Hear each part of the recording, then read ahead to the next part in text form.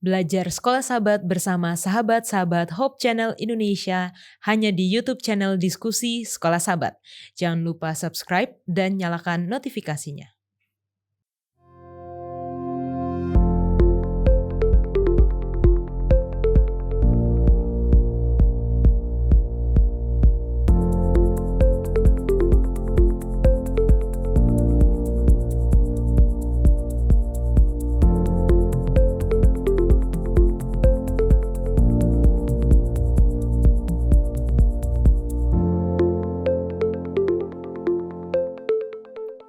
Selamat datang di Diskusi Sekolah Sahabat, sebuah diskusi pembelajaran Alkitab yang mendalam untuk menguatkan iman kepercayaan kita kepada Tuhan. Kita senang sekali bisa bertemu kembali di dalam Diskusi Sekolah Sahabat, dan sepanjang triwulan ini, triwulan kedua tahun 2023, kita membahas satu pelajaran yang sangat penting, yaitu mengenai 3 pekabaran kosmis, atau lebih sering kita kenal dengan pekabaran 3 malaikat di dalam kitab Wahyu. Dan saat ini kita sudah masuk di pelajaran ke-8. Wah, sudah lebih dari setengah kita telah mendiskusikan pelajaran sekolah sahabat kita. Dan terima kasih bagi teman-teman yang sudah hadir di studio, sudah bersedia untuk datang, dan kita akan berdiskusi bersama-sama. Tentunya kita juga senang untuk menyapa teman-teman yang menyaksikan melalui YouTube channel Diskusi Sekolah Sahabat dan telah menaruh komentar mereka di YouTube channel Diskusi Sekolah Sahabat. Mungkin yang pertama boleh saya minta Sarah untuk membacakan. Oke, jadi di sini perkenalkan, nama saya Sonce Lomban. Merasa sangat diberkati dengan pelajaran sekolah sahabat yang sudah didiskusikan para narasumber dari Manado, Sulawesi Utara. Puji Tuhan. Puji Tuhan, dari Manado ya. Untuk selanjutnya Lana silahkan. Oke, untuk selanjutnya ini kita dari saudari kita dari Sabah, Malaysia. Oke. Dengan nama Sheba Balingi. Dia mengatakan bahwa terima kasih banyak atas kupasan inti pelajaran sekolah sahabat untuk sahabat ketiga ini. Ini amat membantu saya memahaminya, seterusnya saya dapat mengaplikasikannya sewaktu berdiskusi dalam kelas sekolah sahabat. Di samping itu dapat memperdalam pemahaman saya tentang konten Wahyu. Terima kasih sekali lagi dari saya dari Gereja Liningkung Telupit, Sabah, Malaysia. Puji Tuhan. Puji Tuhan. Dan selanjutnya Pendeta Wilson boleh bacakan. Oke, baik, ini dari Merlin Daular. Terima kasih banyak, sangat membantu saya sebagai pemimpin diskusi sekolah sahabat GBU. Oke, yang kedua, Dani Talanila. Terima kasih keterangan pelajaran yang jelas. Tuhan berkati. Amin. Dari Dani di Ambon. Amin, puji Tuhan. Dari berbagai daerah di Indonesia bahkan juga di luar ya. Dari Rehmalem Sembiring. Saya senang dengan hari Sabat yang dilaksanakan di gereja Anda. Tapi penggunaan nama Tuhan harus diganti, yaitu Yahweh dan Yesua Hamasiah. Nah, itu ada lagi yang mengomentari dari komentar itu, katanya ini dari Ronald Mensitanggang, kalau nggak diganti kira-kira apa konsekuensinya? Nggak bisa masuk surga kah? Gitu. Mungkin Pendeta Wilson boleh sedikit aja tentang hal itu? Oke, jadi nama Allah itu kan memang kalau di dalam bahasa Ibrani itu adalah Yeshua, itu adalah Yesus, dan Hamasiah itu sebenarnya adalah Mesias. Ha itu adalah artikelnya atau sang, kalau dalam bahasa Indonesia sang gitu. Jadi ini sebenarnya Yesus sang Mesias. Nah, apakah penggunaan kata itu harus sesuai dengan bahasa aslinya? Mungkin kita juga harus bertanya-tanya, apakah bahasa apa yang Allah miliki? Ketika kita sampai di surga, apakah kita akan berbicara bahasa Ibrani atau bahasa Greka, atau ada orang bilang kita akan berbicara bahasa Chinese karena mungkin paling banyak populasi di surga nanti bahasa Chinese. Jadi apa? Perlu kita pahami juga bahwa bahasa itu, bahkan kata Yeshua Hamasiah itu adalah bahasa manusia. Apakah bahasa manusia ini akan kita bawa ke surga? Kita tidak tahu. Sehingga mengatakan, mungkin orang menghubungkan dengan hukum ketiga, jangan menyebut nama Tuhan Allahmu dengan sembarangan. Sebenarnya itu konteks yang kurang tepat. Karena menyebut nama Tuhan dengan sembarangan itu bukan menyebut namanya, tapi mengambil otoritas nama itu. Demi nama Tuhan saya katakan ini. Demi karena saya adalah umat Tuhan maka saya begini. Jangan sembarangan, hati-hati. Mungkin lebih kepada hati-hati menyebut diri sebagai orang Kristen kalau tidak berlaku seperti orang Kristen. Mungkin lebih ke sananya, bukan hanya sekedar secara literal menyebut namanya saja. Oke. Begitu. Oke, thank you penjelasannya Pendeta. Nah, kita juga masih memiliki buku pelajaran sekolah Sabat dewasa seperti yang ada di tangan saya bagi saudara-saudara yang rindu untuk memiliki, untuk belajar bersama-sama dengan kami. Namun mungkin sulit mendapatkan akses terhadap buku ini, silahkan hubungi call center Hope Channel Indonesia. Stoknya sudah sangat terbatas, silakan hubungi dan kami akan mengirimkan langsung ke tempat Anda masing-masing secara cuma-cuma. Pekabaran 3 malaikat adalah pekabaran belas kasihan terakhir dari Tuhan kita Yesus Kristus sebelum kedatangannya yang kedua kali. Pekabaran itu adalah Injil, murni dan sederhana, pekabaran Injil yang disajikan dalam konteks kebenaran masa kini.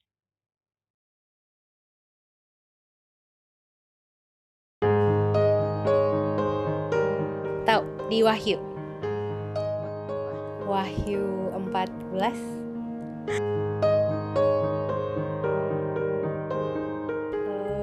naga tua perempuan keturunan yang lain,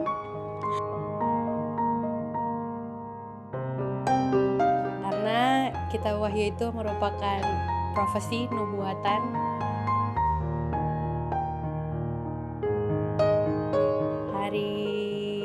peristirahatan hari ke-7, hari Sabtu, dari hari Minggu, Senin, Selasa, Rabu, Kamis, Jumat, Sabtu, hari ke-7.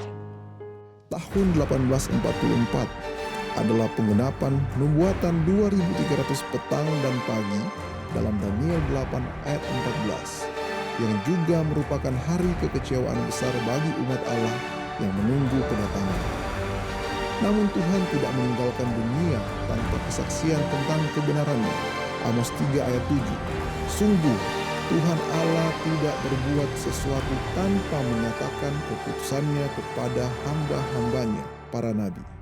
Itulah sebabnya di tengah-tengah ideologi yang merusak, Tuhan membangkitkan sebuah pergerakan yang seiring waktu berubah menjadi gereja Masehi Advent hari ke-7 dan yang akan memberitakan kebenarannya di zaman terakhir kepada dunia.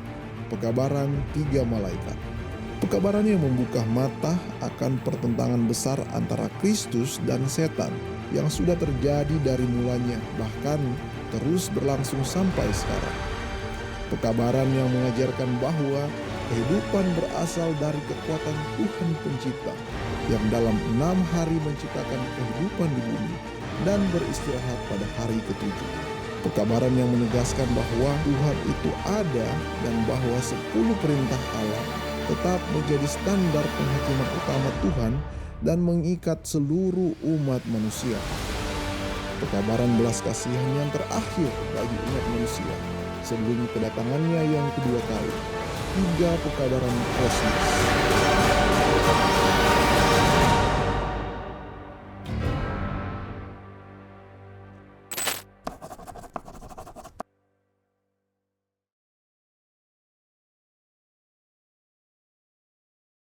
Pelajaran ke-8 dengan judul Sabat dan Akhir. Ayat hafalannya terdapat di dalam Efesus 3 ayat 9.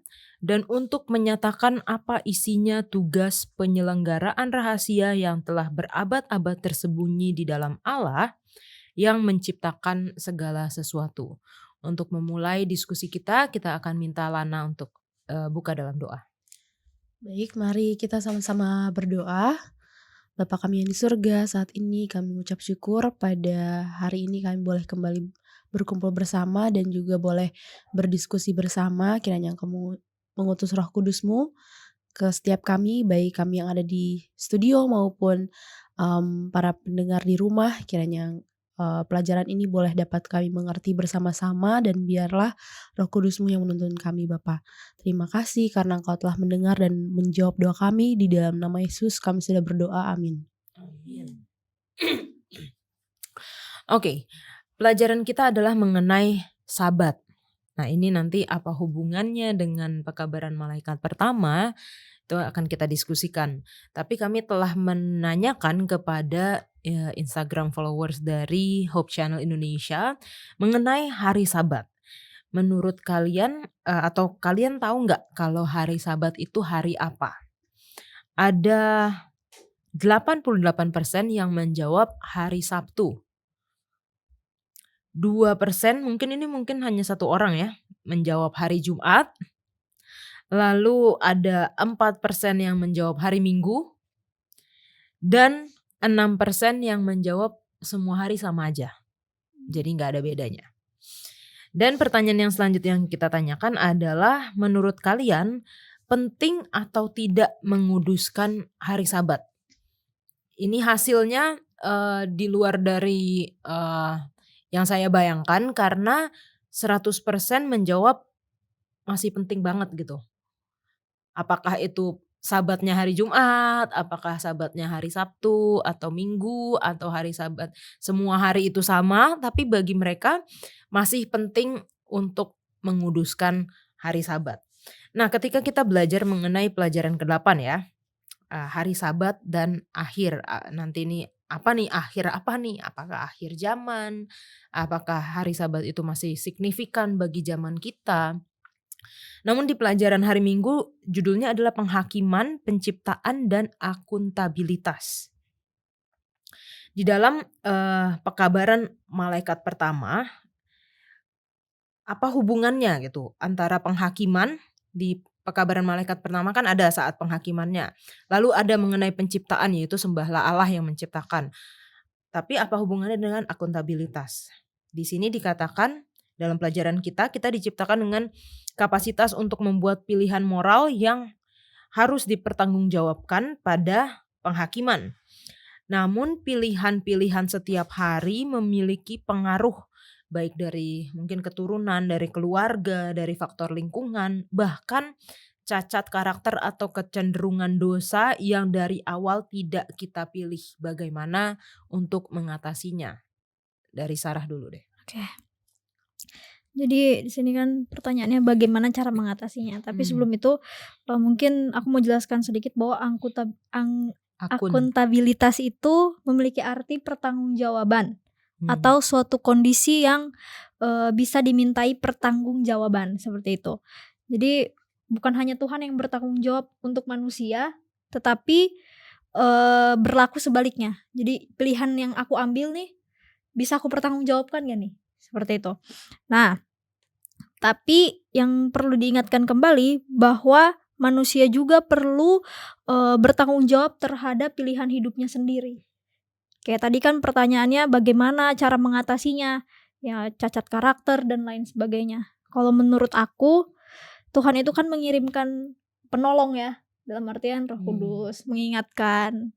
Mungkin kalau misalkan aduh mau ambil ini, tiba-tiba ada yang ya bukan bisikan juga, cuma kayak ada gerakan kayak jangan, seperti itu kan. Berarti kan secara tidak langsung Tuhan sebenarnya masih kasih kita itu semua penolong untuk mengingatkan bahwa hal itu adalah tidak baik. Tapi ketika itu menjadi satu hal yang kebiasaan dan sangat sulit untuk dilakukan, kita harus ingat bahwa ketika memang manusia itu sangat lemah.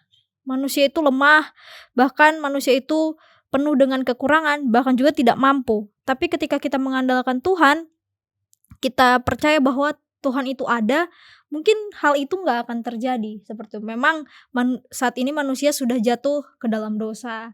Mungkin ada yang suka bilang, ya kan masih di dunia, jadi masih berdosa dan lain sebagainya. Tapi bagi saya ketika bicara seperti itu, mungkin kita lupa bahwa sebenarnya ada Tuhan yang kirimkan penolong sebenarnya untuk mengingatkan. Jadi kalau ya solusinya ya salah satunya adalah ya andalkan Tuhan gitu. Karena nggak ada yang lain selain Tuhan dan juga penolong yang Tuhan kasih, begitu sih. Oke, kalau dari Lana gimana?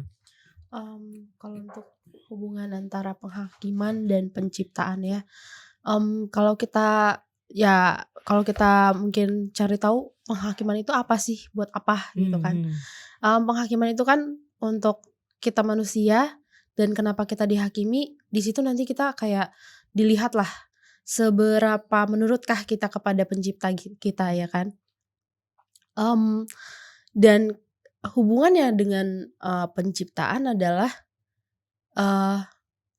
kalau kita lihat kembali apa aja yang Tuhan ciptakan bukan cuma langit dan bumi dan manusia, tetapi dia juga memberikan kepada kita hukum dan juga hari Sabat juga yang menjadi bagian dari hukum tersebut. Jadi hubungannya adalah ketika kita sebagai ciptaan, apakah kita melaksanakan segala sesuatu yang Tuhan sudah berikan kepada kita, aturan-aturan, dan pada saatnya nanti kita akan dihakimi sesuai dengan pengetahuan kita masing-masing, sesuai dengan apa yang kita ketahui, apa yang kita lakukan juga, seperti itu kalau menurut aku. Oke, thank you Lana. Pendeta Wilson? Mungkin hubungannya hari Sabat, penghakiman, penciptaan ini kembali ke ilustrasi keluarga. Pada episode yang lalu kan kita membahas bagaimana Tuhan itu tahulah bahwa manusia ini akan berbuat salah, tapi kenapa tetap dilakukan.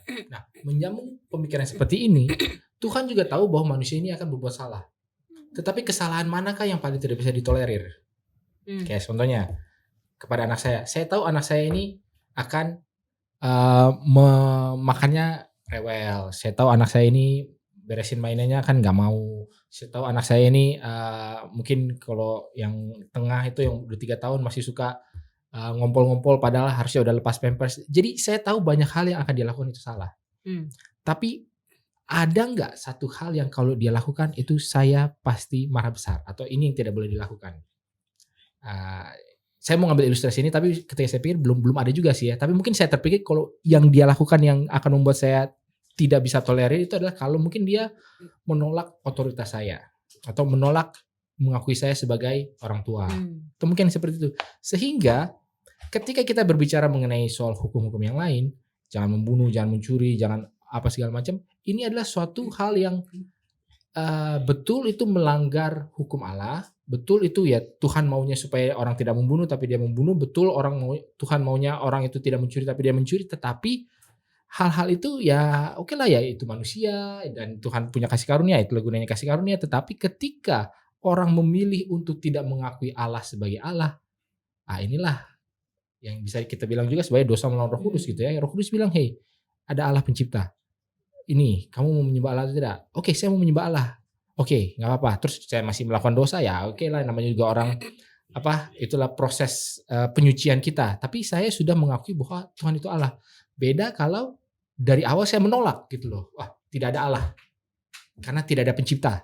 Tidak ada itu 6 hari penciptaan. Semua manusia ini diciptakan dari Big Bang awalnya, kemudian seluruh alam semesta, lalu kemudian teori evolusi. Jadi semua itu bisa dijelaskan tanpa Allah. Itulah yang menjadi lebih mendasar. Sehingga di akhir zaman ini, kenapa seolah-olah hukum dan penurutan dan terlebih kepada penciptaan dan hubungan hari Sabat ini lebih mengemuka adalah karena hal itu. Sekarang seluruh umat manusia itu perlu membuat suatu keputusan. Apakah mereka mau Allah itu ada dan percaya kepadanya atau tidak mau dengan Allah? Ada orang-orang yang memilih Allah, ya saya mau Tuhan, mengikut Tuhan. Tapi susah, saya masih begini, saya masih ini. Tuhan akan terima. Oh ya kamu masih berdosa, oh kamu masih ini, ya nggak apa-apa, saya terima. Yang penting kamu beriman. Dibandingkan dengan orang yang, saya sudah tidak mau kok. Saya sudah tidak mengakui Allah. Ya siapakah Allah itu? Gitu kan? Kenapa saya harus menyembah dia? Itu jadi sesuatu yang berbeda. Dan hari Sabat ini menunjukkan, oh ya saya mau mengakui Allah yang adalah Allah pencipta. Begitu hubungannya dengan akuntabilitas, dengan penghakiman dan penciptaan. Oke, tadi yang sempat dijawab sama Sarah, bagaimana kita itu dalam, kalau mungkin kita di sini ya, kita lahir di dalam keluarga Kristen, ya keluarga Kristen. Bagaimana orang-orang yang lahir bukan di keluarga Kristen atau mungkin lebih dalam lagi lahir di keluarga yang memang tidak percaya kepada Tuhan? Artinya mereka tidak memilih untuk nggak percaya sama Tuhan dari awalnya. Mereka dilahirkan dalam lingkungan keluarga dan dibesarkan dengan cara seperti itu. Memang pasti Tuhan punya segala cara lah ya. Tuhan punya ribuan cara yang satu pun kita tidak bisa memikirkannya. Tapi yang seperti itu atau mungkin yang dilahirkan di agama yang berbeda dengan kita, bagaimana mereka bisa pada akhirnya mungkin mengenal Tuhan atau bahkan mengetahui tentang hari Sabat ini? Pendeta Wilson.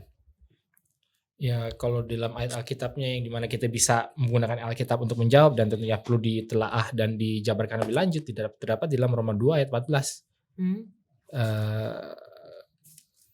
Oke, mulai dari ayatnya yang ke 12 deh. Saya bacakan dengan cepat. Roma 2 ayat 12. Sebab semua orang yang berdosa tanpa hukum Taurat akan binasa tanpa hukum Taurat. Dan semua orang yang berdosa di bawah hukum Taurat akan dihakimi oleh hukum Taurat. Karena bukanlah orang yang mendengar hukum Taurat yang benar di hadapan Allah, tetapi orang yang melakukan hukum Taurat yang akan dibenarkan. Jadi kan kalau orang sudah tahu tapi melanggar ya dia dihukum. Kalau orang yang tahu menurut ya dia tidak dihukum. Itu kan di awal-awalnya.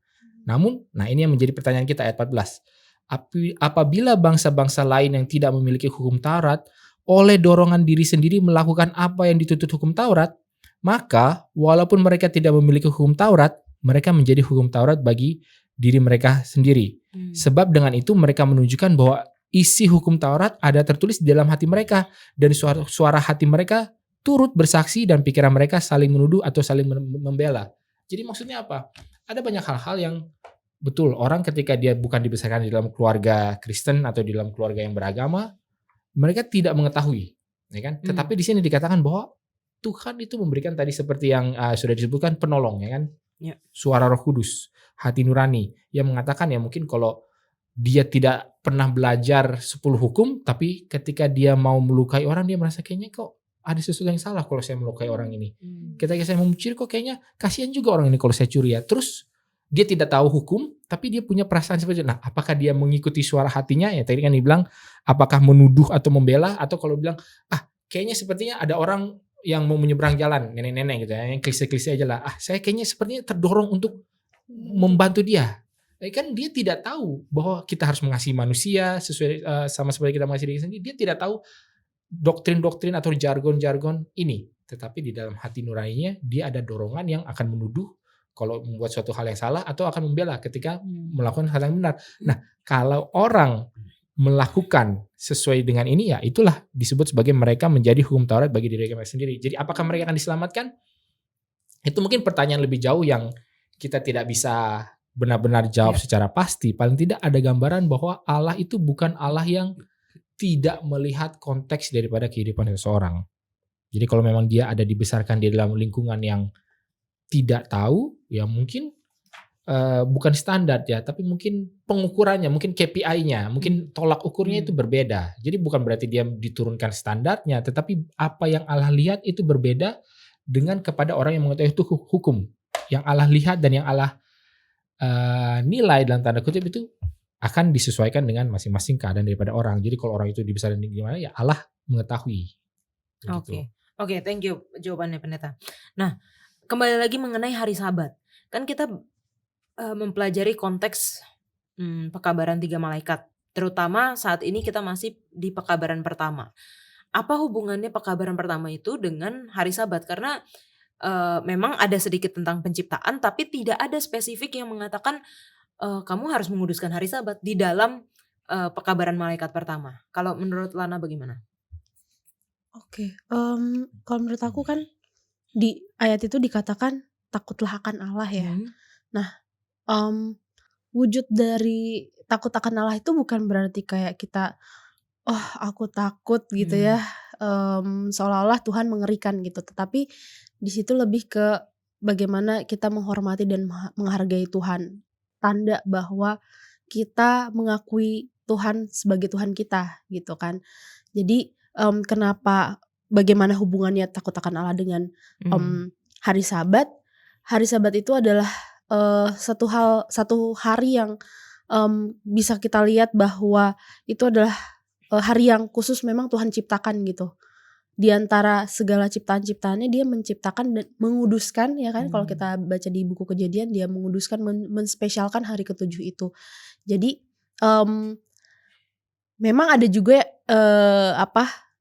firman Tuhan yang mengatakan bahwa setiap hari itu harus kita buat seperti seolah-olah hari Sabat gitu. Tetapi ada satu hari yang memang benar-benar kita memperlakukannya benar-benar spesifik, spesial banget gitu. Bahwa memang itu adalah hari yang harus kita sucikan banget gitu.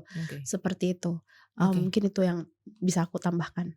Kalau Sarah, hari Sabat itu penting gak?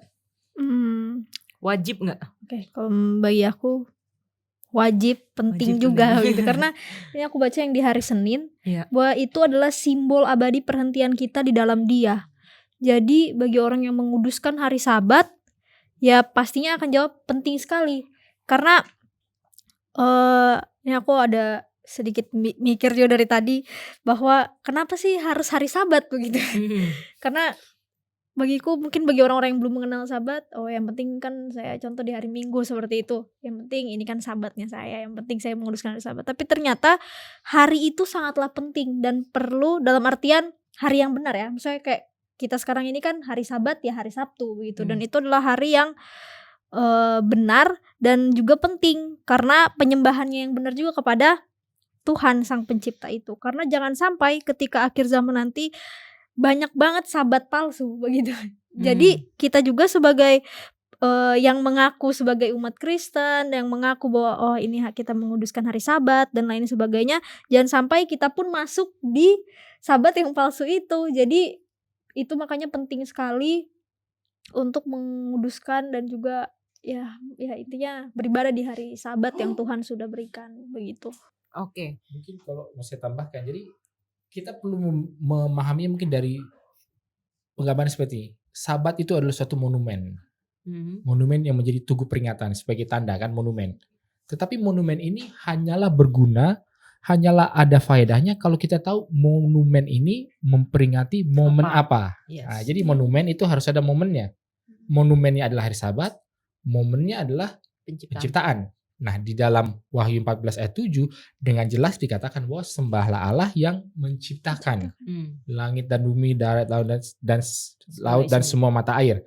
Nah, ini juga sebenarnya kalau orangnya yang mengetahui Alkitab paling tidak familiar dan punya pengetahuan yang cukup, mereka akan tahu bahwa ini sepertinya adalah suatu pengulangan daripada apa yang disebutkan di dalam hukum keempat, di dalam Keluaran 20 ayat yang ke-8 yang mengatakan bahwa ingatlah dan kuduskanlah hari Sabat, 6 hari lamanya engkau bekerja, melakukan segala pekerjaanmu, tetapi hari ke-7 adalah hari Sabat Tuhan Allahmu, maka jangan melakukan segala suatu pekerjaan dan seterusnya. Lalu kemudian ayat 11, sebab 6 hari lamanya. Jadi diberikan alasannya, sebab 6 hari lamanya. Jadi monumen ini ada sebabnya. Apa momennya? Momennya adalah sebab 6 hari lamanya Allah menciptakan langit dan bumi, laut dan segala isinya. Nah, jadi kan sama, paralel terhadap di Wahyu 14 ayat 7 dengan Keluaran 20 ayat 8. Jadi itulah yang menjadi benang merah antara pekabaran malaikat pertama dengan hari Sabatnya. Kalau kita hanya lihat di pekabaran malaikat pertama di ayatnya itu saja mungkin tidak secara eksplisit tertulis. Tetapi secara implisit ini mengingatkan orang akan suatu momen. Momen apa? Momen penciptaan. Nah, apakah yang mengingatkan orang kepada penciptaan yang Allah sudah benar-benar bakukan di dalam Alkitab? Itulah hari Sabat. Makanya hari Sabat ini langsung masuk menjadi suatu hal yang penting di pekabaran malaikat pertama, walaupun tidak secara eksplisit dibilang kamu harus berhari Sabat. Oke, mungkin sedikit aja Pendeta. Kalau tadi sudah tepat dikatakan monumen untuk penciptaan, tapi untuk akhir zaman itu apa? Nah, kalau kembali ke untuk akhir zaman, sekarang kan akhir zaman ini begitu banyak ide-ide yang saling bersaing kan. Apakah yang menjadi solusi dari hidup? Apakah teknologi? Apakah uang? Apakah talenta? Nah, bagi kita salah satu yang kita juga tawarkan sebagai umat Kristen pada umumnya adalah bahwa Tuhanlah solusi dari segala sesuatunya. Tapi kenapa? Karena Tuhan adalah pencipta.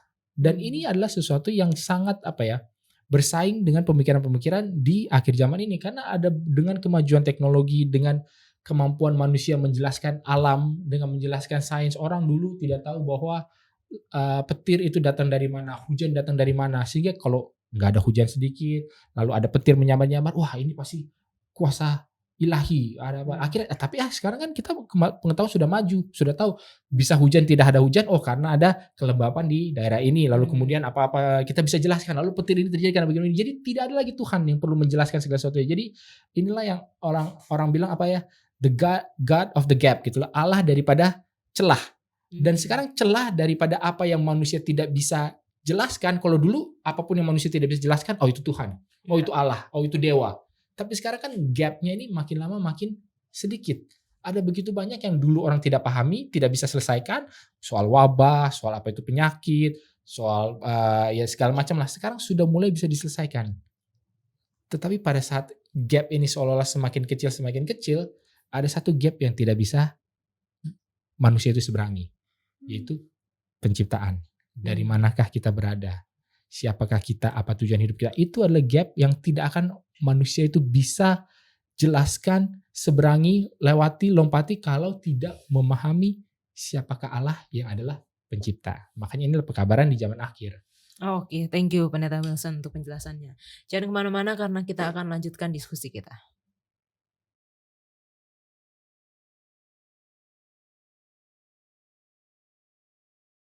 Karena penyembahan adalah pusat dari pertentangan besar. Hari Sabat telah banyak diselewengkan dalam berbagai penipuan setan. Salah satu argumentasi yang sering kita dengar mengenai hari Sabat adalah hukum Yahudi. Jadi orang Kristen tidak perlu lagi menguduskannya. Dan dari polling Instagram Hope Channel Indonesia, 16% setuju dengan hal ini. Ya, walaupun masih lebih banyak yang tidak setuju, tetapi ada 16% yang mengatakan bahwa hari Sabat itu hukum Yahudi. Jadi nggak perlu lagi orang Kristen untuk menguduskannya. Mungkin Sarah bisa berikan tanggapan. Oke, mungkin aku bisa kasih referensi ayat di Kejadian 2 ayat 1 sampai dengan 4. Demikianlah diselesaikan langit dan bumi dan segala isinya ketika Allah pada hari ketujuh telah menyelesaikan pekerjaan yang dibuatnya itu. Berhentilah ia pada hari ketujuh dari segala pekerjaan yang telah dibuatnya itu, lalu Allah memberkati hari ketujuh itu dan menguduskannya. Karena pada hari itulah ia berhenti dari segala pekerjaan penciptaan yang telah dibuatnya itu. Demikianlah riwayat langit dan bumi pada waktu diciptakan, ketika Tuhan Allah menjadikan bumi dan langit. Jadi sudah sangat jelas sekali di ayat ini bahwa hari Sabat itu harus dan wajib untuk dikuduskan. Seperti itu. Dan itu sudah ada sebelum Ya, di awal ya, di penciptaan ya. sebelum Jadi penciptaan. bukan nunggu ada orang Yahudi dulu, Adam dan Hawa bukan orang Yahudi pada saat itu. Karena Adam dan Hawa sudah diberikan mengenai hari ketujuh atau hari Sabat itu dari mulai penciptaan. Ada yang mau ditambahkan Pendeta Wilson? Sudah? Oke. Argumen selanjutnya. Sabat dan 10 hukum telah dipalangkan di kayu salib ketika Yesus mati. Persentasenya agak lebih naik dari yang tadi. Kalau yang tadi 16%, ini 21%. Orang-orang setuju bahwa sekarang itu udah gak perlu lagi hari Sabat. Karena itu sudah dipalangkan ketika Yesus mati di kayu salib. Tanggapan dari Lana? Oke, sebenarnya aku di sini ada 2 ayat, cuman ayat yang pertama aku lupa ada di mana. Yang pertama, tapi aku yakin ayat ini sebenarnya sudah tidak asing di kalangan kita orang Kristen terutama ya, bahwa di Perjanjian Baru dikatakan bahwa aku datang bukan untuk meniadakan hukum, tapi justru aku datang untuk menggenapinya. Makanya tidak ada satu iota pun yang dihapuskan dari hukum Tuhan ya kan.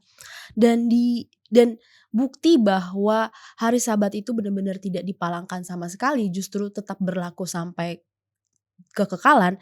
Kita bisa lihat setelah Yesus mati, bangkit dan naik ke surga, di dalam Kisah Para Rasul 18 ayat 4 dikatakan, dan setiap hari Sabat Paulus berbicara dalam rumah ibadat dan berusaha meyakinkan orang-orang Yahudi dan orang-orang Yunani. Nah, berarti ini di dalam ayat ini dibuktikan bahwa setelah Yesus tidak ada di dunia ini pun, pengikut-pengikut Yesus pun tetap berbakti pada hari Sabat. Dan mungkin kalau kita baca seluruh Perjanjian Baru pun setelah Yesus naik ke surga, rasul-rasul ini pun selalu pergi ke sinagog, pergi kemana pada hari Sabat ya kan, untuk mengajar orang-orang banyak gitu. Jadi sangat-sangat tidak terbukti bahwa Tuhan itu memalangkan hari Sabat gitu. Jadi justru semakin dikuatkan. Terima kasih. Oke. Dan kalau misalnya Sabat dipalangkan, bagaimana dengan 9 hukum yang lain ya? Atau misalnya seluruh hukum itu sudah dipalangkan, sudah tidak berlaku lagi. Apakah artinya sekarang kita bisa membunuh gitu atau Bisa beristri 2 berarti. banyak? Iya. Nah, tadi yang Lana katakan mengenai Sabat masih ada dalam sampai kekekalan ya. Mungkin kita bisa baca ayatnya di dalam Yesaya 66 ayat 23. Bulan berganti bulan dan Sabat berganti Sabat, maka seluruh umat manusia akan datang untuk sujud menyembah di hadapanku, firman Tuhan. Jadi bagaimana hari Sabat itu bahkan masih ada sampai kekekalan. Ada tambahan dari Pendeta Wilson? Sudah? Oke.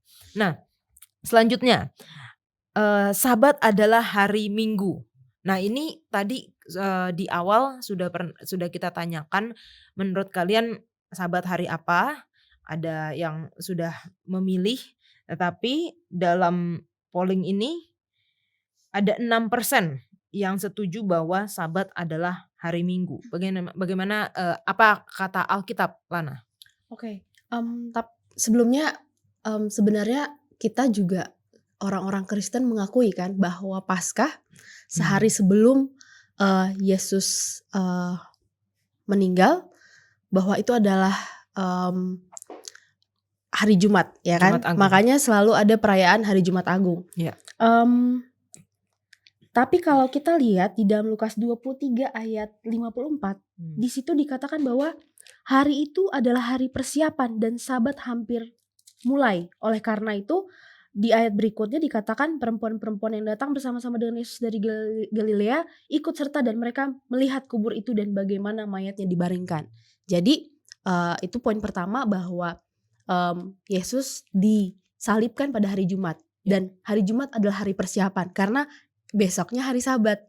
Nah, seperti kita tahu bahwa setelah hari Jumat itu adalah hari Sabtu, ya kan? Lalu kalau kita baca berikutnya di pasal berikutnya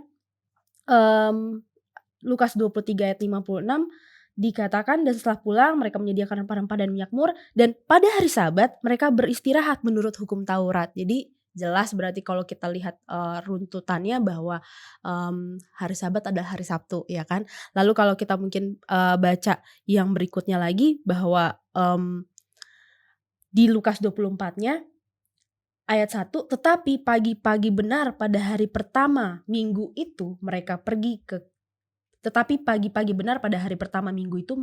ke kubur membawa rempah-rempah yang telah disediakan mereka. Jadi berarti setelah hari Sabat, hari Minggu, hari pertama pada minggu itu. Jadi hari Minggu itu adalah hari pertama pada minggu, ya kan? Dan kita sama-sama mempercayai bahwa setelah itu Tuhan Yesus bangkit dan yang Tuhan minta dari kita adalah menyucikan hari Sabatnya, bukan hari minggunya pada saat dia bangkit. Ya, kurang lebih seperti itu yang bisa saya sampaikan. Oke, dari Pendeta Wilson ada yang mau tambahkan? Mereka udah jago-jago semua ya? Sudah lulus kelas Alkitab ini. Mungkin buat Pendeta Wilson ada yang mau saya tanyain satu sebelum kita lanjut. Kan ada tuh yang dikatakan di dalam Alkitab, Yesus katakan hari Sabat dijadikan untuk manusia dan bukan manusia untuk hari Sabat. Itu apa sih arti dari ayat itu gitu? Ya, kalau itu kita mungkin buka ayatnya Iya. atau ada didapat di sebentar saya dulu.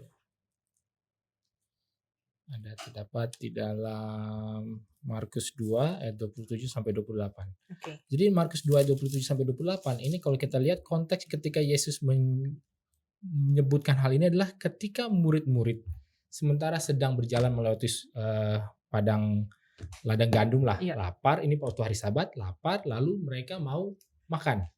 Ketika mereka mau makan, mereka apa? Memetik, lalu kemudian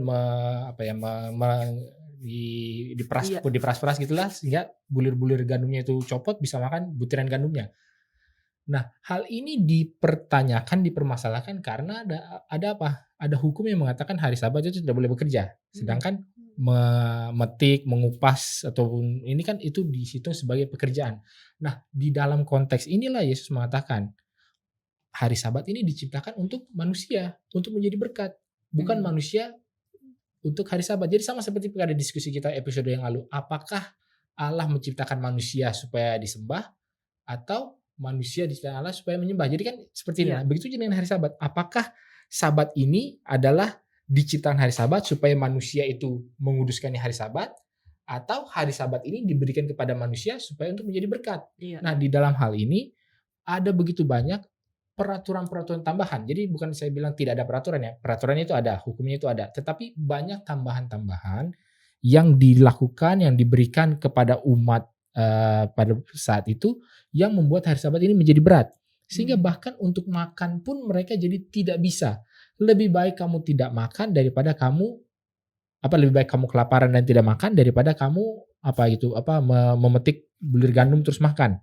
Jadi kan ini hari Sabat. Jadi sebenarnya Sabat ini kitanya untuk menjadi berkat, atau sekarang kitanya yang jadinya mengurus-ngurus hari Sabat. Sama seperti mungkin kalau ilustrasi yang lainnya lagi ya. Kan orang itu misalkan dia punya anjing. Kalau dulu ingat berapa tahun lalu kan ada Paris Hilton gitu kan, punya anjingnya taruh di tas gitu kan. Lalu kita bisa lihat orang itu anjingnya sampai dirawat sebegitu rupanya. Nah, jadi kebalik nih, anjing ini membawa kebaikan buat saya. Anjing ini melayani saya karena ya punya anjing jadi senang, atau sayanya jadi yang harus menyenangkan si anjing ini.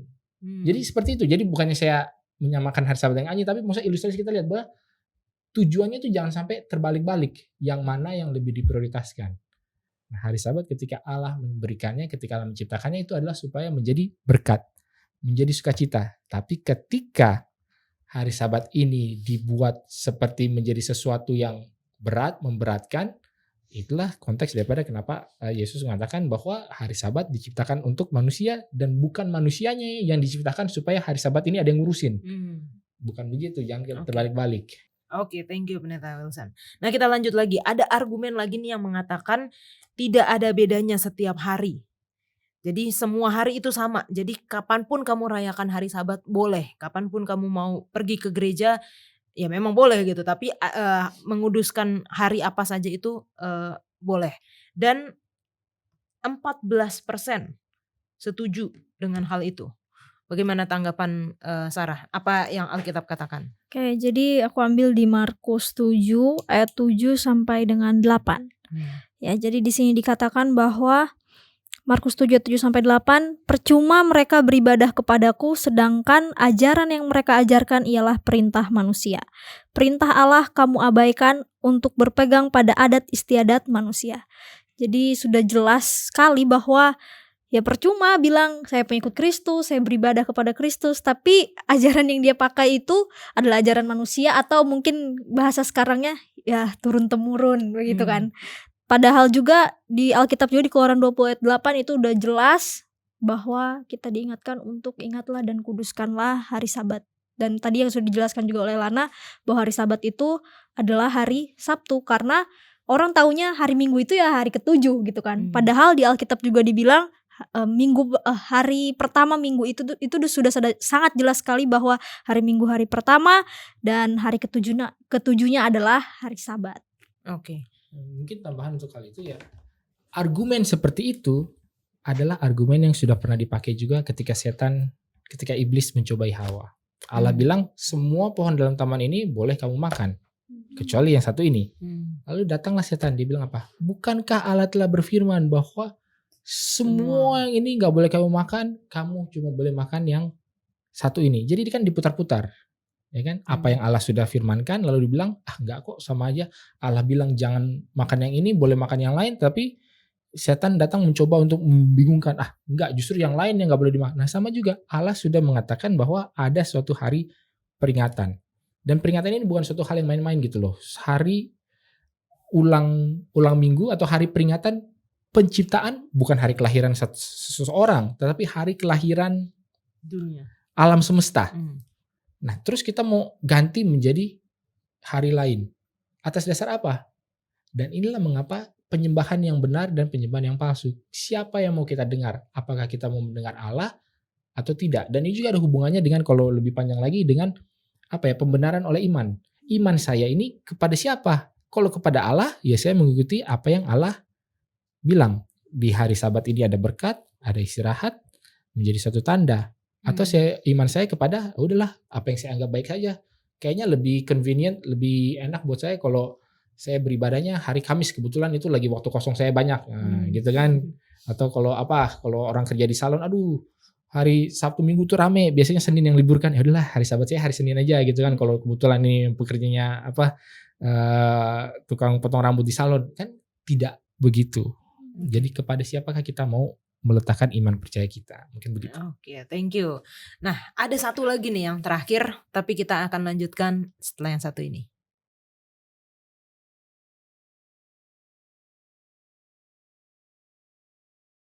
Salah satu penipuan setan mengenai penciptaan adalah evolusi, yang sering sekali dan banyak juga sudah diterima oleh orang Kristen.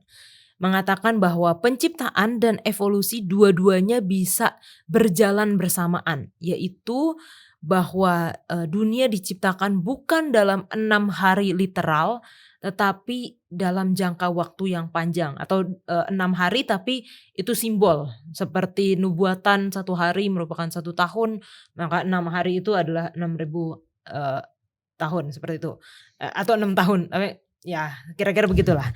Nah, bagaimana tanggapan Pendeta Wilson dan apa kata Alkitab mengenai hal ini? Jadi kalau kita kembali paling tidak ini secara Alkitabnya ya, terlepas daripada secara yang lain-lainnya, ketika Musa yang kita yakini adalah penulis daripada Kejadian, menulis Kejadian pasal 1, pada mulanya Allah menciptakan langit dan bumi. Bumi belum berbentuk dan kosong, samudera yang menutupi gelap gulita menutupi samudera dan seterusnya. Lalu kemudian Allah berfirman Allah jadilah terang. Lalu terang itu jadi. Lalu kemudian ayat 5, dan Allah menamai terang itu siang dan gelap itu malam, jadilah petang, jadilah pagi, itulah hari pertama.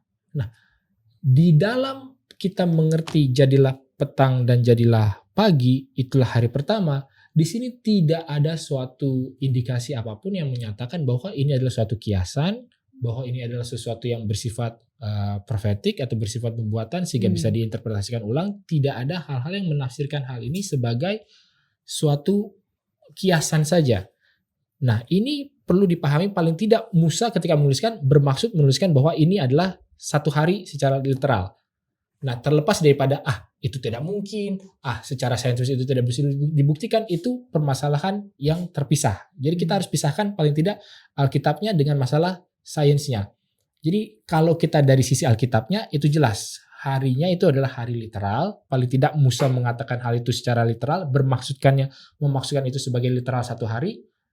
Jadi tidak bisa ditafsirkan bahwa mungkin Musa waktu itu sedang menulis supaya 1 hari ini mungkin waktunya bisa 1 juta tahun, bisa 1 miliar tahun, itu tidak ada di sana. Nah, mungkin yang menjadi permasalahan adalah dari sisi sainsnya, dari sisi pengetahuannya. Kalau kita kok menghitung contoh yang paling gampang, jarak daripada matahari ke bumi itu kan sekitar 150 juta kilometer. Itu kalau sinar, kecepatan cahaya itu perlu sekitar 8 menit. Dan ilmu pengetahuan itu sudah menghitung bintang-bintang itu jaraknya jutaan tahun cahaya. Apa nih maksudnya jaraknya jutaan tahun cahaya? Jadi cahaya itu kalau dia bersinar dari bintang yang paling terdekat, saya lupa apa namanya, Alpha Centauri atau apapun itulah, bintang mana, anggaplah bintang itu bersinar, lalu jaraknya itu sekitar 1 juta tahun. Apa maksudnya 1 juta tahun? Artinya perlu waktu 1 juta tahun bagi sinar itu untuk sampai ke bumi. Lalu kemudian fakta bahwa itu membutuhkan 1 juta tahun, artinya bumi ini tidak mungkin hanya berumur 6.000 tahun. Itu mengatakan bumi ini umurnya 1 juta tahun, karena kan perlu waktu 1 juta tahun. Nah, sedangkan kalau bumi ini baru diciptakan 6.000 tahun yang lalu, kalau menurut penciptaan harusnya kan jadi bagaimana? Itu kan fakta dari sainsnya. Dan mungkin kita yang ada hari di sini tidak punya kompetensi untuk menjelaskan bagaimananya. Makanya saya kembali ke paling tidak dari Musanya, ketika dia menuliskan hal ini, dia memaksudkan untuk menyatakan ini adalah hari literal. Nah, kemudian pertanyaan jadi, bagaimana caranya kita menggabungkan kedua hal ini yang seolah-olah ada waktu yang panjang, jutaan tahun, miliaran tahun, apalagi kalau menghitung umur bumi lah, batu-batuan dan segala macam, dengan fakta bahwa Alkitab yang hanya 6 hari lamanya penciptaan. Jadi ada beberapa teori-teori yang bisa dilakukan. Ada 2 teori yang penting yang mungkin perlu kita jelaskan dalam waktu singkat. Yang pertama adalah teori bahwa alam semestanya sudah tua tapi penciptaan yang baru. Dalam arti begini, di dalam Kejadian 1 ayat 1 dikatakan pada mulanya Allah menciptakan langit dan bumi. Bumi belum berbentuk dan kosong. Jadi ketika Allah itu menciptakan alam semesta, dunia-dunia lain sudah diciptakan semua, sudah ada bongkahan bumi, terus dibiarkanlah dia lama. Mungkin Allah nggak tahu menciptakan dunia lain kah, apa lama. Lalu kemudian pada saat tertentu dia kembali ke bumi ini dan mulai menciptakan. Nah, penciptaan inilah yang 6 hari diciptakan tumbuhan, binatang apa segala itu, sehingga ketika orang mencoba menganalisa umur batuan buminya kok bisa jutaan tahun. Itu salah satu bagaimana cara kita bisa menjebatani kedua teori ini. Nah, apakah teori itu betul, apakah itu cukup bisa diterima, itu ya terpisahlah. Lalu kemudian soal fosil-fosil, ya kan? Ada fosil dinosaurus, ada fosil ini. Teori yang kedua mengatakan waktu air bah itu datang, itu kan mengguncang dunia. Jadi kan ada air. Lalu ketika ada lapisan air itu berarti artinya kan sedimen-sedimen itu kan tersapu. Lalu kemudian mungkin ombaknya bergeser lagi, tersapu lagi. Jadi orang yang bilang bahwa sedimen-sedimen ini level tingkatan-tingkatan tanah ini, kalau dia makin dalam itu artinya jaraknya mungkin 1000 tahun. Jadi makin dalam. Kalau dia jaraknya segini, berarti menunjukkan bahwa itu dalamnya jutaan tahun yang lalu. Nah, ada teori yang mengatakan bahwa ketika air bah, itulah saat bumi bergoncang, makanya lapisan ini terjadi, tapi bukan dalam jutaan tahun. Tapi dia mengeras, lalu kering lagi, itu dalam ketika air bah itu. Nah, itu adalah beberapa teori-teori yang mencoba untuk menjembatani antara apa yang ilmu pengetahuan temukan, teliti dengan apa yang Alkitab itu katakan. Nah, apakah penjelasan ini cukup bisa diterima akal? Ya itu kembali berpulang kepada masing-masing dan kita harus mendalami lebih lanjut. Tetapi paling tidak yang menjadi poin saya adalah bahwa Alkitab sendiri ketika menuliskan penciptaan, dia secara pasti interpretasinya adalah 1 hari itu yang bersifat literal gitu. Jadi tidak ada ruang untuk berinterpretasi bahwa ini mungkin hanya jutaan tahun, tapi cuma Musa mengatakannya itu sebagai 1 hari. Oke. Dan di pelajaran hari Selasa juga dijelaskan ya, ditegaskan bahwa Tuhan menciptakan dunia dalam 6 hari literal dari 24 jam dan beristirahat pada hari ke-7. Jika Tuhan tidak menciptakan dunia dalam 6 hari literal, apakah arti pentingnya Sabat hari ke-7? Sama sekali tidak masuk akal untuk meninggalkan Sabat sebagai warisan kekal atau monumen tadi ya, dari 6 hari pekan penciptaan, jika pekan penciptaan 6 hari tidak pernah ada sejak awal. Jadi kalau misalnya kita lihat bahkan di bahasa aslinya Yom ya, hari itu ya, 1 hari itu dikatakan sebagai Yom, dan itu literal 1 hari 24 jam penciptaan. Nah mungkin kita langsung saja kepada mengenai hari Sabat. Dan kalau di dalam pekabaran malaikat, 3 malaikat ini disebutkan artinya hari Sabat sebagai tanda umat-umat Allah yang mengakui bahwa Allah adalah pencipta. Artinya kita menerima hari Sabat sebagai materai Allah, dan selain hari Sabat sebagai tanda binatang, ya, lawan dari materai Allah adalah tanda binatang. Penjelasan apa yang bisa diberikan kepada teman-teman yang menyaksikan, Neta Wilson? Jadi kalau ini mungkin sudah lompat ke kabar malaikat yang ketiganya tadi kan, yang tentang tanda binatang itu. Jadi sebenarnya yang perlu kita pahami adalah bahwa kalau isu pada akhir zaman ini adalah mengenai penyembahan, berarti kan cara kerja setan itu biasanya adalah ada sesuatu yang asli, lalu kemudian ada sesuatu yang akan dia palsukan. Nah, kita sudah menjelaskan secara kurang lebih panjang lebar juga bahwa sesuatu yang asli ini adalah mengenai penyembahan, dan monumennya, tandanya yang bisa dilihatnya itu adalah hari Sabat, ya kan? Dan tentunya ketika ada sesuatu yang asli berarti perlu dibuat yang palsunya dong, supaya pikiran orang, pemahaman orang itu bisa diarahkan kepada yang palsunya. Dan mau supaya ilustrasinya itu mungkin masih paralel, ada yang disebut sebagai materai Allah dan ada juga yang disebut sebagai tanda binatang. Kalau orang mengikuti apa yang menjadi materai Allah, penyembahan yang sempurna, dia akan dimeteraikan dengan materai Allah ketika dia mengikuti penyembahan yang benar. Lalu kemudian ketika dia tidak mengikuti yang benar lalu mengikuti yang palsu, maka dia akan diberikan tanda binatang. Nah, soal tanda ini apa sebenarnya, dan soal apa yang dilakukan oleh binatang ini, atau sebenarnya sih binatang ini menggambarkan, melambangkan kekuasaan ya, kekuasaan politik ataupun kekuasaan kerajaan-kerajaan lah. Kita bisa lihat di dalam Daniel 7 ayat yang ke-25.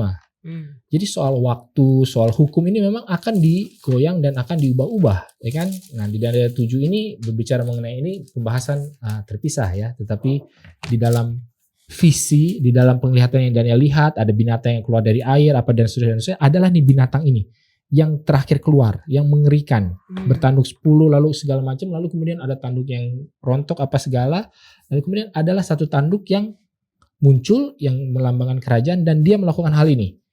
Dalam ayat 25, ia akan mengucapkan perkataan yang menentang yang maha tinggi dan akan menganiaya orang-orang kudus milik yang maha tinggi. Ia berusaha untuk mengubah waktu dan hukum. Dan mereka diserahkan ke dalam tangannya selama 1 masa dan 2 masa dan setengah masa. Jadi di sini kita lihat bahwa waktu dan hukum ini akan diubah dan diubah oleh kuasa ini. Kuasa daripada binatang ini, kuasa geopolitis ini yang mencoba untuk menggantikan kerajaan Allah, pemerintahan Allah dengan pemerintahan dia, pemerintahan manusia. Nah, inilah yang menjadi ada 2 yang bersaing. Nah, sementara 2 bersaing inilah kita sampai kepada akhir zaman ini. Ada tanda Allah yang asli, materai Allah, ada tanda binatang yang palsunya. Jadi mungkin secara garis besarnya itu. Kalau untuk lebih detailnya ya mungkin harus tonton pembahasan channel yang lainnya. Oke. Mengenai Daniel dan Wahyu tentunya ya. Iya. Oke, thank you Pendeta Wilson. Nah, di hari Rabu ada pertanyaan-pertanyaan di situ dikatakan Wahyu 14 ayat 7 adalah panggilan untuk, kalau kita pelajari sesuai dengan pelajaran kita saat ini, panggilan untuk menyembah Allah pencipta yang telah menciptakan dalam 6 hari literal dan beristirahat pada hari yang ke-7. Wahyu 14 ayat 9 adalah seruan serius untuk tidak, kalau ayat 9 dikatakan, jikalau seorang menyembah binatang dan patungnya itu dan menerima tanda pada dahinya atau pada tangannya. Tadi yang seperti dijelaskan oleh Pendeta Wilson. Berarti yang tidak menerima atau tidak mengambil hari Sabat sebagai tanda bahwa hari Sabat monumen penciptaan di luar dari hari Sabat itu adalah menerima tanda dari binatang. Dan Wahyu 14 ayat 12. Yang penting di sini ialah ketekunan orang-orang kudus yang menuruti perintah Allah dan iman kepada Yesus. Menggambarkan orang-orang yang tekun, orang-orang kudus yang tekun untuk menuruti perintah Allah dan juga memiliki iman Yesus. Nah, kenapa sih kalau kasih kepada Allah itu dinyatakan dengan menuruti perintahnya? Kenapa di sini yang penting di sini ialah ketekunan orang-orang kudus yang menuruti. Artinya apakah orang-orang yang tidak menurut pada hari Sabat, tidak menguduskan hari Sabtu sebagai hari Sabat, itu apakah artinya mereka tidak mengasihi Tuhan? Lana. Ya, setelah tadi kita sudah diskusikan dan kalau kita mengingat pelajaran yang minggu lalu tentang penyembahan, dan kita tadi sudah bahas bahwa hari Sabat adalah satu monumen atau satu tanda peringatan. Jadi kalau tadi pertanyaannya apakah kalau kita tidak menyucikan hari Sabat berarti kita tidak mengasihi Tuhan? Ya tentu saja iya, itu benar karena bukti ketika kita mengasihi Tuhan ya tentunya kita akan melakukan segala sesuatu yang Tuhan perintahkan. Mungkin ya ilustrasi yang klasik yang mungkin juga kita udah sering kali mendengar ya. Kalau dalam hal menjalin hubungan satu dengan yang lain. Ketika tentunya tanda bahwa kita menyayangi orang itu adalah ketika dia meminta sesuatu kita akan melakukannya kan. Nah aku rasa itu sangat relate kalau kita mengaplikasikannya ketika kita berhubungan dengan Tuhan, tapi kita bilang kita kasih, tapi kita nggak mau menurut sama apa yang Tuhan minta. Itu kan kayak seperti sangat berlawanan. Aku mau kasih satu ayat.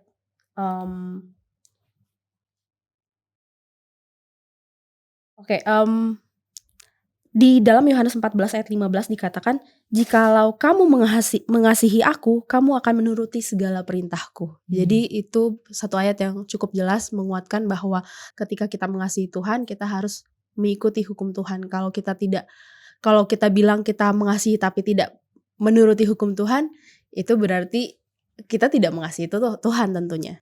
Oke. Nah, Pendeta Wilson, sekaligus mungkin nanti kesimpulan ya. Kalau kita lihat dari statistik jumlah penduduk dunia saat ini, kalau di akhir tahun 2021 lah, 7,8 miliar. Sedangkan anggota Gereja Masehi Advent Hari ke-7 di tahun yang sama sekitar 22 juta saja. Artinya bahwa hanya sekitar 0,28% orang-orang yang tahu dan menguduskan hari Sabat. Itu pun dengan asumsi semua orang Advent menguduskan hari Sabat ya. Kalaupun misalnya ada di luar dari denominasi gereja ini yang menguduskan hari Sabat, contohnya lah paling banyak mungkin 1% atau mungkin paling banyak 5%, 10%. Apakah artinya sisanya yang lain yang tidak menguduskan hari Sabat ini mereka tidak mendapatkan materai Allah, tidak mendapatkan keselamatan? Lalu bagaimana mungkin kita menjadi beban kita semua untuk mengabarkan Injil atau kabar baik ini kepada orang yang belum mengetahui? Silakan Pendeta. Kalau kita lihat di dalam rasionya ya, itu 1 banding berapa nih? 300 ya. Antara 22 juta dengan 7,8 miliar. Jadi apakah memang yang diselamatkan itu hanya sedikit? Ada beberapa pemikiran yang bisa kita pahami. Ketika kita melihat sebagai orang yang sedikit lalu melihat suatu tantangan yang sangat besar, kita kembali kepada apa yang dialami oleh gereja mula-mula. Ketika murid-murid Yesus naik terangkat ke surga, lalu yang sisa itu tinggal berapa? Hanya mungkin 11 murid-murid, lalu tambah 120 orang, dan mungkin ada lagi simpatisan sekitar 500, ya kan? Lalu kemudian bagaimana caranya yang sedikit ini harus bisa mengabarkan Injil kepada ke seluruh Yerusalem, Yudea, Samaria, dan bahkan sampai ke ujung bumi? Kan itu suatu tantangan yang berat. Apa jawaban Tuhan? Dikatakan di dalam Kisah 1 ayat 8 bahwa apa? Kamu akan menerima kuasa. Lalu barulah kamu akan menjadi saksiku. Nah juga orang-orang ini yang mungkin kita anggap sedikit, bukannya tidak mungkin untuk menjangkau yang banyak ini. Bila mana kita sudah menerima kuasa hujan akhir Roh Kudus. Sama seperti ketika Roh Kudus itu dicurahkan pertama kali kepada gereja mula-mula, yang dikatakan bahwa ketika Petrus berkhotbah, lalu kemudian ada 3.000 orang dibaptis, lalu kemudian berikutnya lagi 5.000, lalu kemudian dikatakan bahwa setiap hari Tuhan menambah jumlah ke dalam perkumpulan mereka, dan itu bisa terjadi juga di yang saat sekarang ini. Ya, kita juga percaya bahwa bagaimana Tuhan mengerjakan pekerjaannya di awal pasti tidak akan di akhir itu pasti nggak akan lebih nggak wah dibandingkan di awalnya. Di akhirnya juga pasti akan lebih wahnya. Jadi itulah yang juga menjadi tantangan bagi kita. Kapankah kita bisa mendapatkan curahan Roh Kudus di hujan akhir ini? Mungkin yang seperti itu. Lalu kemudian kalau begitu, apakah bagaimana dengan orang-orang yang ujung-ujungnya masih juga tidak menerima? Ya, tadi kan seperti sudah dibahas di dalam tadi Roma 2 itu tadi kan. Kalau memang mereka tidak menerima karena belum tahu, ya kita serahkan kepada kasih karunia Allah, hikmat kebijaksanaan Allah, ya, privilege dari Allah, prerogatif Tuhan untuk menyelamatkan atau tidak. Tetapi yang menjadi permasalahan adalah ya bagi orang yang sudah tahu tapi menolak, itu satu. Lalu kemudian yang menjadi permasalahan adalah bagi orang yang sudah tahu, sudah menerima, dan sudah disuruh untuk mengabarkan kepada orang lain. Tapi juga tidak mau mengabarkan. Nah ini jadi hanya 2 golongan ini yang sebenarnya yang perlu kita pusingkan. Kalau yang lain-lain segala hipotesis bagaimana kalau ini itu mungkin di luar daripada kemampuan kita untuk berpikir ke arah sana. Tetapi bagi kita yang sudah tahu, yang sudah diberikan mandat amanat untuk mengabarkan ini kan, ada Injil kekal untuk dibawakan kepada seluruh bangsa, bahasa, suku dan kaum. Apakah kita tidak pergi? Itulah yang menjadi masalah bagi kita. Lalu kemudian mungkin bagi teman-teman kita, orang-orang, keluarga, sanak saudara yang mungkin sudah dikabarkan tapi belum menerima, bagaimana caranya supaya kita bisa menjangkau mereka, memenangkan mereka? Sebenarnya itu isunya di sana. Tapi kepada yang lain-lain segala hipotesa, kalau ini bagaimana, itu terlalu banyak teori-teori yang mungkin bukanlah ranah kita untuk sampai ke sana, tapi lebih kepada apa yang bisa kita lakukan di lingkungan terdekat kita dengan apa yang kita miliki, dengan pengetahuan yang kita miliki, dengan talenta yang kita miliki, apa peran kita. Mungkin itulah yang bisa kita gunakan sebagai dorongan bagaimana saya bisa terlibat di dalam pekabaran 3 malaikat ini dalam mengabarkan pekabaran malaikat yang pertama dan mungkin nanti yang kedua dan ketiga yang akan kita bahas di episode-episode selanjutnya tentunya. Oke, terima kasih Pendeta Wilson, juga Lana dan Sarah sudah berdiskusi. Saat ini kita akan masuk di dalam sesi tanya jawab, di mana akan menjawab pertanyaan-pertanyaan dari teman-teman yang telah menuliskan di dalam kolom komentar YouTube Diskusi Sekolah Sahabat.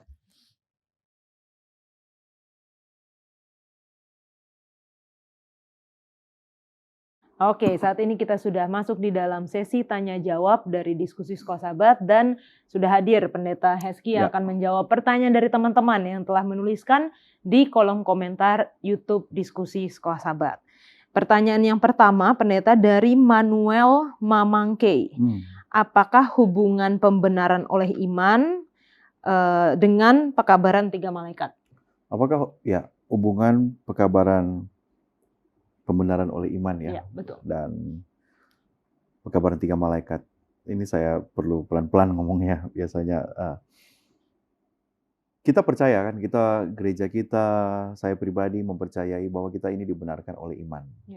Kita diselamatkan oleh karena kasih karunia melalui iman dan kita mengalami pembenaran. Dan kita tahu proses 3 stage dari keselamatan itu kan, diselamatkan, dijustifikasi, kemudian kita dikuduskan sampai pada glorification. Jadi justification, sanctification dan glorification itu akan terjadi, dan saat ini mungkin sedang terjadi apa yang disebut dengan sanctification. Nah, pembenaran oleh iman dan pekabaran 3 malaikat itu sangat berkaitan erat, berhubungan erat. Saya mau katakan seperti ini, hanya dengan mengalami pembenaran melalui iman kepada Kristus sajalah seseorang akan terhindar dari penipuan kuasa antikristus di akhir zaman. Jadi hanya dengan memahami, dengan mengalami kehidupan yang dibenarkan oleh iman saja, seseorang itu bisa luput ya, lolos dari penipuan antikristus di akhir zaman. Nah, apa itu penipuan antikristus di akhir zaman? Penipuan antikristus di akhir zaman itu sudah diamarkan oleh pekabaran 3 malaikat. Pekabaran 3 malaikat kan mengatakan Tuhan adalah pencipta, itulah sebabnya dia harus disembah. Dia harus dikabarkan, pekabaran itu harus dikabarkan. Dan pekabaran malaikat ketiga kan itu akan ada akibat dari yang murtad, akibat dari penipu itu sendiri. Nah, kalau kita sudah memahami bahwa kita ini dibenarkan sepenuhnya oleh iman, bukan usaha kita, bukan oleh karena upaya kita akan dengan sendirinya bisa mengetahui mana yang benar dan mana yang tidak benar. Pekabaran 3 malaikat membantu kita yang sedang dalam proses penyucian, membantu orang-orang yang sudah dibenarkan oleh iman untuk bisa tetap ada di dalam pekabaran itu, untuk tetap bisa ada dalam status itu, dan pada saat yang sama menceritakan kepada orang-orang yang lain hal tersebut. Nah, itu satu. Jadi hanya dengan kita memahami dan hidup dengan pekabaran tentang pembenaran oleh iman, kita tidak akan tertipu. Kemudian tujuan dari pekabaran pembenaran oleh iman ini kan kepada Kristus itu sama dengan tujuan dari pekabaran 3 malaikat. Oke? Kebenaran oleh iman menuntun kita, pria dan wanita, orang-orang Kristen yang menerima itu, kepada kepatuhan akan perintah-perintah Allah. Sewaktu kita mengizinkan Yesus itu tetap hidup. Jadi selama kita mengizinkan Yesus tetap hidup di dalam hidup kita, kita akan dengan patuh. Itu juga panggilan pekabaran 3 malaikat. Patuhlah kepada Tuhan, turutilah perintah-perintahnya. Jadi sangat berhubungan erat antara pembenaran oleh iman dan pekabaran 3 malaikat. Jadi yang pertama, hanya dengan hidup dengan pembenaran dibenarkan oleh iman, kita akan luput dari penipuan antikristus di akhir zaman. Itu juga, apa itu penipuannya? Sudah diceritakan oleh pekabaran 3 malaikat. Kemudian yang kedua, tujuan pekabaran 3 malaikat dengan tujuan pembenaran oleh iman itu sama. Apa itu? Tujuannya adalah sembahlah Allah. Sembahlah Allah sebagai pencipta. Dan yang terakhir, itu akan menjaga kita tersandung. Menjaga kita dari tersandung dari apa yang sedang digencarkan oleh setan hari ini. Oke, jadi itu dua hal ya. Ya. Akan meluputkan kita dari penipuan antikristus di akhir zaman, dan tujuannya sama untuk Menyembah Allah. panggilan menyembah Allah. Yang ketiga adalah kita melihat kepada gereja kan. Sekarang gereja yang kita percaya sekarang adalah dinubuatkan. Pekabaran Wahyu pasal 14 ayat 9 sampai 11 itu pekabaran malaikat ketiga. Jola boleh baca ayat 9 Oke. sampai 11. 9 sampai 11. Ya. Dan seorang malaikat lain, malaikat ketiga, menyusul mereka dan berkata dengan suara nyaring, jika seorang menyembah binatang dan patungnya itu dan menerima tanda pada dahinya atau pada tangannya, maka ia akan minum dari anggur murka Allah yang disediakan tanpa campuran dalam cawan murkanya, dan ia akan disiksa dengan api dan belerang di depan mata malaikat-malaikat kudus dan di depan mata anak domba. Ayat 11, maka asap api yang menyiksa mereka itu naik ke atas sampai selama-lamanya, dan siang malam mereka tidak henti-hentinya disiksa, yaitu mereka yang menyembah binatang serta patungnya itu dan barang siapa yang telah menerima tanda namanya. Ya, pekabaran malaikat ketiga itu. Ya, Wahyu betul. pasal 14 ayat 9 11 sampai 11. Jadi ketika kita membaca Wahyu pasal 14 ayat 9 sampai 11 itu bukan hanya sekedar memberitahukan kepada kita peristiwa-peristiwa yang akan datang. Yaitu dari sisi pekabaran tiga malaikat. Dan kita akan lihat hubungannya dengan pembenaran oleh iman. Nah, jadi bukan hanya sekedar menceritakan apa yang akan terjadi. Namun itu saja akan memberikan kita sebagai yang mendengar tadi perkataan itu, apa sebenarnya yang kita butuhkan. Jadi bukan hanya sekedar informasi apa yang akan terjadi, tapi pada saat informasi itu dinyatakan dalam Wahyu pasal 14 ayat 9 sampai 11, kita jadi tahu kebutuhan kita apa. Di sana ada kebutuhan. Apa kebutuhannya? Yaitu menjadikan Tuhan Yesus sebagai sumber di mana kita hidup, sumber di mana kita bersandar, sumber di mana kita menaruh semua harapan. Firman Tuhan di dalam 1 Korintus pasal 1, ya boleh, ayat 29 sampai 31.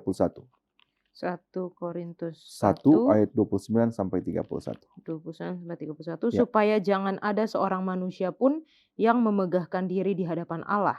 Tetapi oleh Dia kamu berada dalam Kristus Yesus, yang oleh Allah telah menjadi hikmat bagi kita. Ia membenarkan dan menguduskan dan menebus kita.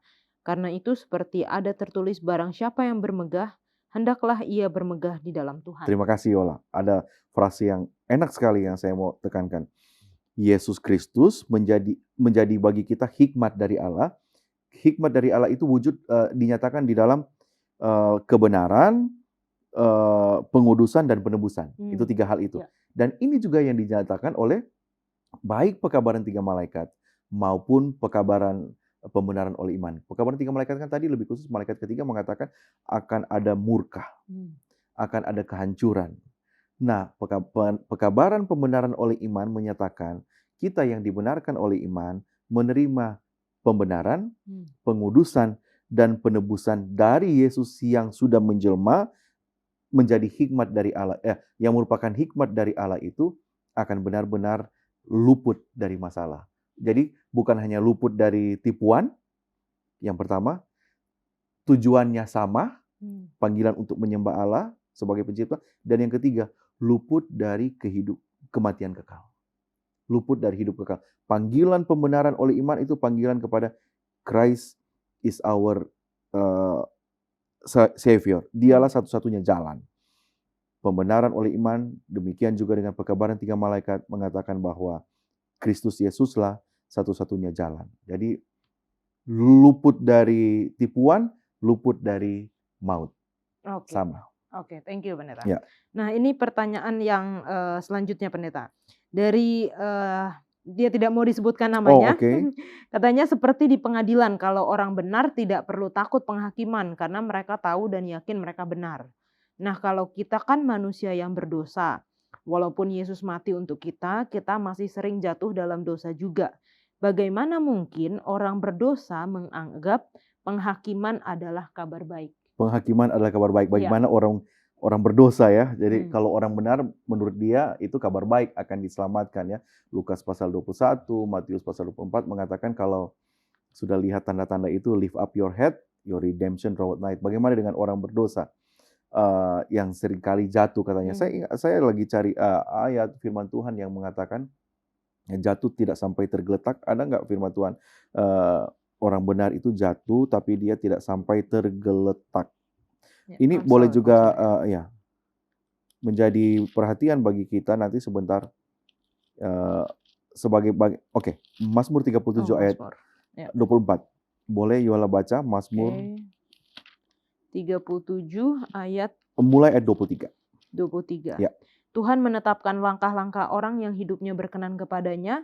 Apabila ia jatuh, tidaklah sampai tergeletak sebab Tuhan menopang tangannya. Baik, terima kasih. Pertanyaan dari teman kita yang tidak memberi nama itu kan orang berdosa jatuh, ya kan? Sering berdosa. Tuhan, kalau orang benar senang kalau datang kabar penghakiman. Berarti dia tidak pernah jatuh dalam hal ini ataupun salah. Ayat ini nggak bilang begitu. Ayat ini bilang Tuhan menetapkan langkah-langkah orang yang hidupnya berkenan kepadanya. Apabila ia jatuh, jadi dengan kata lain orang benar bisa apa? Jatuh. Ya. Jadi bukan hanya orang yang berdosa yang tidak benar aja yang jatuh. Jadi orang benar ada potensi juga untuk jatuh. Hanya dia tidak sampai tergeletak sebab Tuhan menopang. Nah, apa yang menopang orang yang berdosa, orang yang benar jatuh? Janji Tuhan yang menopang. 1 Yohanes 1 ayat 9. Supaya teman yang bertanya ini juga sama dengan kita semua, tidak hilang harap bahwa Tuhan akan menolong. Ayat yang sangat terkenal juga ya. Jika kita mengaku dosa kita, Yes. maka ia adalah setia dan adil sehingga ia akan mengampuni segala dosa kita dan mencucikan kita dari segala kejahatan. Kalau di handphone kan kita kalau mengetik misalnya mau kirim message ke siapa, Yola kan salah nggak mau kirim ini, Yola pencet apa? Delete kan? Delete. Ya. Ini ayat 9 dalam 1 Yohanes 1 ini juga seperti delete button yang boleh kita pakai. Tuhan, saya salah. Saya ada kekeliruan. Delete dong dosa. Dosa itu tentunya tidak akan terhapus begitu saja, itu tersimpan. Nanti terhapus setelah hari grafirat selesai kan. Nah, jadi saya mau bilang di sini, semua orang punya potensi hilang. Dan oleh karena itu, baik orang benar yang mengaku benar, baik kita yang masih jatuh-jatuh, orang-orang yang jatuh, pekabaran penghakiman itu baik. Kenapa? Status kita bisa ketahuan dan kita tidak mau lama-lama lagi dalam kejatuhan itu. Di dalam dosa kan penghakiman itu akan salah satu penghakiman itu mengakhiri dosa, mengakhiri tipuan-tipuan usaha-usaha setan untuk membuat kita jauh daripada Tuhan. Jadinya harus jadi kabar baik. Kalau jatuh, jangan sampai tergeletak, berdiri. Bagaimana caranya? Janji Tuhan akan ampuni. Amin. Terima kasih, Pendeta. Ini merupakan kabar baik bagi kita semua, terutama mengenai penghakiman. Yes. Dan kita akan kembali ke studio. Bagi teman-teman yang masih punya pertanyaan, silahkan tinggalkan di komentar YouTube Diskusi Sekolah Sahabat.